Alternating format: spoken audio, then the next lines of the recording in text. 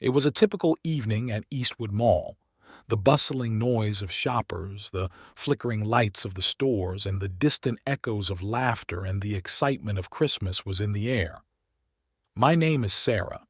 It is Saturday 4 p.m. and I'm off to the mall to buy some gifts for the family. I was walking through the labyrinth of shops and boutiques, not paying much attention to time. As the closing hour approached, the mall transformed. The once lively atmosphere gave way to an eerie silence. Storefronts were barricaded with metal shutters, store lights were turned off, and corridors were empty. I quickened my pace, feeling an uneasy presence behind me. As I glanced over my shoulder, I saw a man, tall and clad in a tattered trench coat, his face concealed by the shadows of a wide-brimmed hat. Every turn I took, he was there, a silhouette in the distance.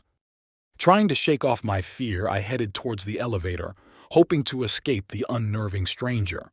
I pressed the button, the chime echoing in the empty corridor.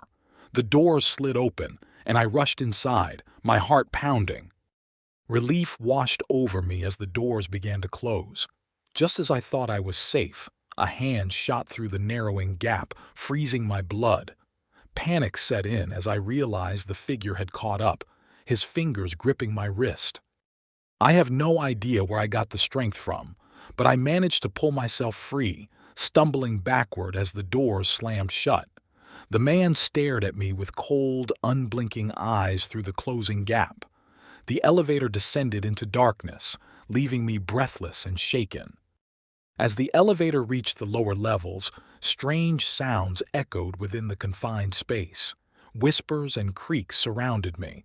A chill crawled up my spine. The display flickered, displaying erratic numbers that didn't correspond to any existing floor. The doors opened to a pitch-black corridor, a stark contrast to the well-lit mall above. I cautiously stepped out, my senses on high alert.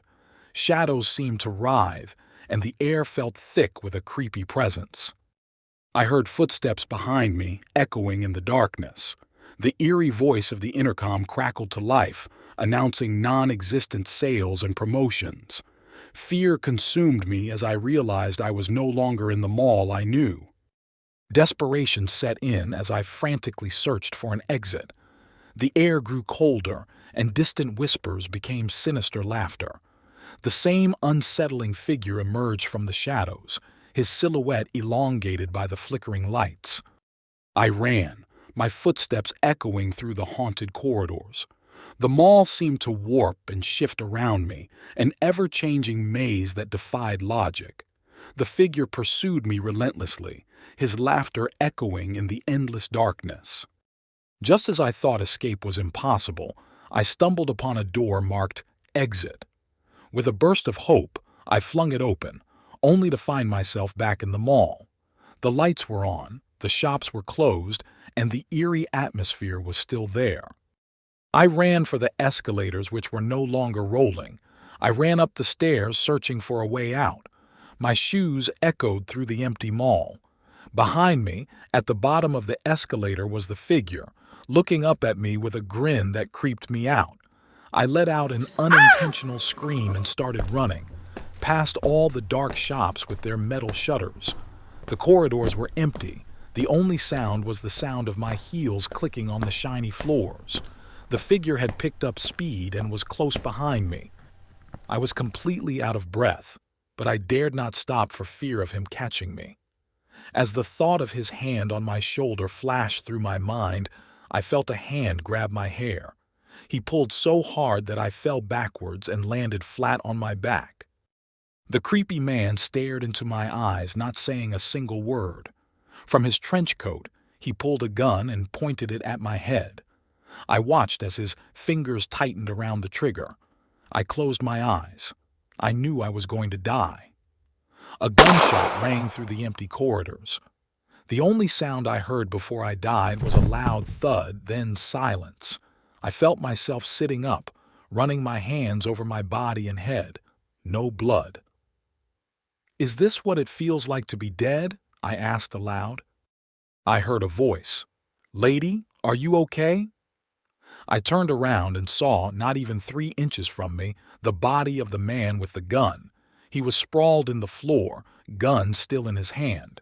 He had a gaping hole in his head and blood was forming a pool around his head. I looked at the security guard still holding his gun in his hand. I'm alive, is all I could manage at that point. 10 minutes later, the mall was swarming with police.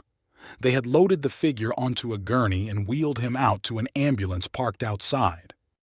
I sat on the floor, shaking and gasping for breath. I realized I had escaped whatever nightmare I had entered, and if it weren't for the security guard, it would have been me on that gurney. As I exited the mall, the first light of dawn painted the sky. Eastwood Mall stood silent and empty, a normal shopping center once more. But I couldn't shake the feeling that, in the quiet hours after closing, someone is always waiting, watching.